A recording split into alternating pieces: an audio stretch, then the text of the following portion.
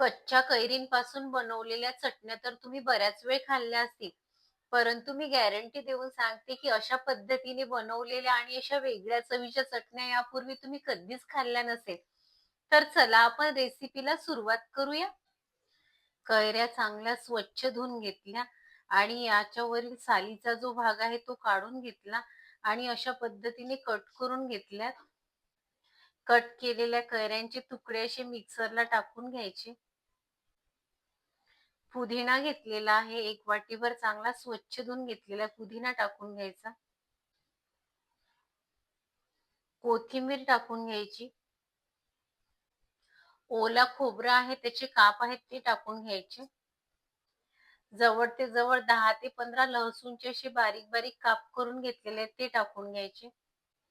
5 ते 6 हिरव्या मिरच्या आहेत, ह्या साधारण तिखट आहेत त्या टाकून घ्यायच्या. चवीनुसार मीठ आणि 2 चम्मच असं थोडंसं पाणी टाकून हे वाटण चांगलं वाटून घ्यायचं. अशा पद्धतीने अशी चटणी वाटून घ्यायची. कच्च्या कैरीच्या वरची सर्व साल अशी काढून घेतली आणि अशा आकाराने कट करून घेतली कच्ची कैरी. आता मिक्सरच्या पातेल्यामध्ये आपल्याला ही कैरी टाकून घ्यायची. आपण कच्च्या कैरीच्या 2 चटण्या बनवणार आहोत आणि दोन्हीही चटण्या चवीला वेगवेगळ्या होणार आहेत. एक टोमॅटो घेतला आणि टोमॅटो चांगल्या पद्धतीने असा गॅसवर भाजून घेतला. तो टाकून घ्यायचा आपल्याला. त्यावरील साल काढून घेतली. जवळ-जवळ 10 ते 15 लसूण पाकळ्या आहेत. असा कट करून घेतलेला आहे लसूण, तो टाकून घ्यायचा. पोहे खाण्याच्या चम्मचनी 4 ते 5 चम्मच गूळ घेतलेला आहे तो टाकायचा. आणि काश्मीरी लाल तिखट घेतलेलं लाल तिखट टाकून घ्यायचं. चवीनुसार मीठ, थोडीशी कोथिंबीर. आदल्या चटणीमध्ये आपण जास्त कोथिंबीर टाकली होती, या चटणीमध्ये थोडीशीच टाकायची.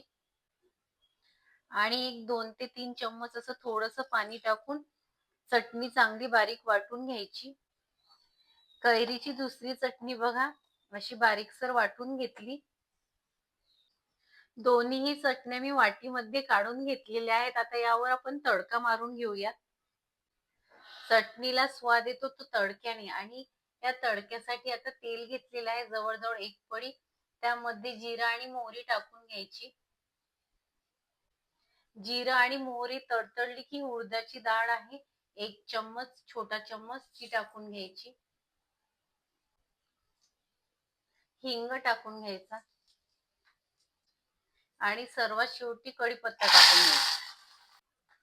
तडका मस्त तयार झालेला आहे आणि तयार केलेला तडका अशा पद्धतीने दोन्ही चटण्यावर टाकून घ्यायचा आणि मिक्स करून घ्यायचा आणि खाऊन बघायची चटणी. आणि मला कमेंट्समध्ये नक्की सांगायचं तुम्ही अशी चटणी बनवून बघा आणि कमेंट्समध्ये मला नक्की कमेंट्स करा की ही चटणी तुम्हाला आवडली नाही आवडली.